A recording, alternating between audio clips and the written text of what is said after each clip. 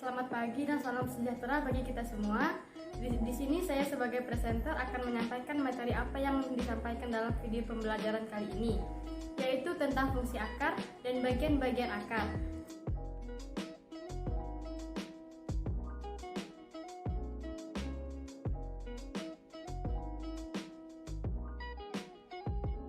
Silakan disimak ya video berikut ini.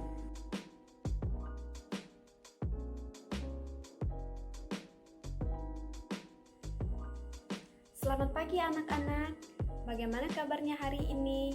Semoga dalam keadaan sehat dan masih tetap semangat untuk belajar ya. Nah, pada kesempatan kali ini, Ibu akan menjelaskan mengenai pembelajaran IPA, yaitu tentang akar tumbuhan. Nah, baiklah anak-anak semuanya, Ibu akan menjelaskan mengenai akar tumbuhan. Dan nanti Ibu juga akan memberikan contoh akar serabut dan akar tunggang. Akar merupakan organ tumbuhan yang umumnya berada di dalam tanah. Walaupun pada beberapa tumbuhan tertentu ada akar menjulang di atas tanah, misalnya pada tumbuhan anggrek epifit. Akar adalah organ tumbuhan yang berfungsi menyerap mineral dan air dari dalam tanah. Nah, anak-anak, semua yang Ibu jelaskan tadi bahwa fungsi akar pada tumbuhan adalah sebagai berikut. Yang pertama, sebagai pondasi berdirinya batang pohon. Yang kedua, tempat menyerap air dan segala nutrisi yang terkandung di dalam tanah, misalnya garam mineral. Dan yang ketiga, menyuplai jenis hormon pada tumbuhan dalam pertumbuhan batang dan ranting. Dan yang terakhir, tempat menyimpan makanan bagi pertumbuhan-tumbuhan. Di sini, Ibu memiliki contoh akar, yaitu tudung akar.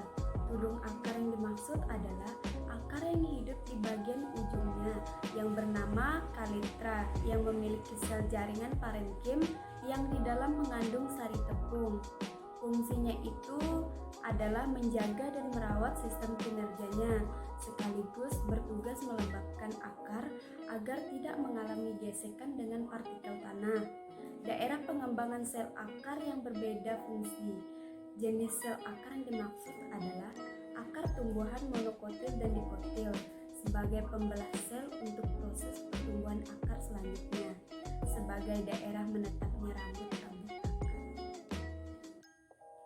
Selanjutnya, rambut akar mempunyai karakter unik, yaitu berserabut, tidak beraturan, tetapi berstruktur halus yang melekat kuat pada kulit akar bagian luar yang berfungsi menyerap bagian air dan garam mineral yang ada di kedalaman tanah.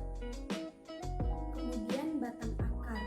Batang akar adalah batang yang terletak di tengah-tengah di antara pangkal akar dan ujung akar yang berkembang dan tumbuh bercabang-cabang dalam skala bentuknya yang kecil. Selanjutnya, ujung akar. Bagian akar yang termuda dan seperti tunas dan terus-menerus mengalami pertumbuhan dan pergantian akar baru pada waktu yang sudah menjadi ketentuan sel akar. Bisa dilihat ini adalah akar tunggang dan akar serabut.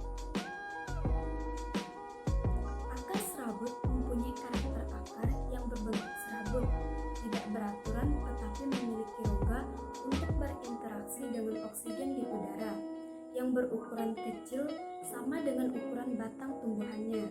Akar serabut yang hanya dimiliki oleh tumbuhan monokotil yang fungsinya memperkokoh dan menjadi fondasi berdirinya batang pohon, contohnya tumbuhan padi dan kelapa atau tanaman hasil campuran. Akar tunggang memiliki dua fase pertumbuhan yang terdiri dari fase pertumbuhan primer dan fase sekunder. Akar radikalnya menjadi akar tunggang yang bergabung dengan akar lateral, akar epidermis dan korteks.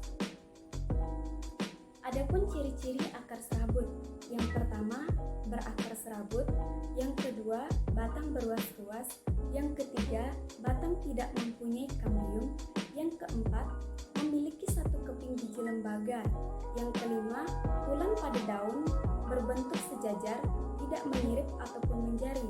Yang keenam, bagian bunga mempunyai jumlah 3 atau kelipatannya. Yang ketujuh, akar serabut terjadi karena akar primer merespon dan akar tumbuhan dari jaringan batang di sekitar epikol. Dan yang ke-8, akar serabut mempunyai anggota akar tombak, rambut akar, serabut akar, akar gasing, dan akar benang. Adapun ciri-ciri akar tunggang, yang pertama berakar tunggang, yang kedua memiliki 2 keping biji lembaga, yang ketiga tulang daun dan sumsumnya menyirip atau menjari, yang keempat tidak mempunyai tudung akar, yang kelima akar dan batang mempunyai kambium, yang keenam batang bercabang-cabang dan berruas-ruas, yang ketujuh kelopak bunga berjumlah 2 atau 4 dan kelipatannya, dan yang kedelapan pembuluh pengangkutnya teratur, dan yang terakhir tipe berkas pengangkut kolateral. Nah, baiklah anak-anak, Ibu sudah selesai menjelaskan pembelajaran IPA mengenai akar tumbuhan. Semoga apa yang Ibu sampaikan dapat bermanfaat bagi anak-anak semua dan tetap semangat untuk belajar ya.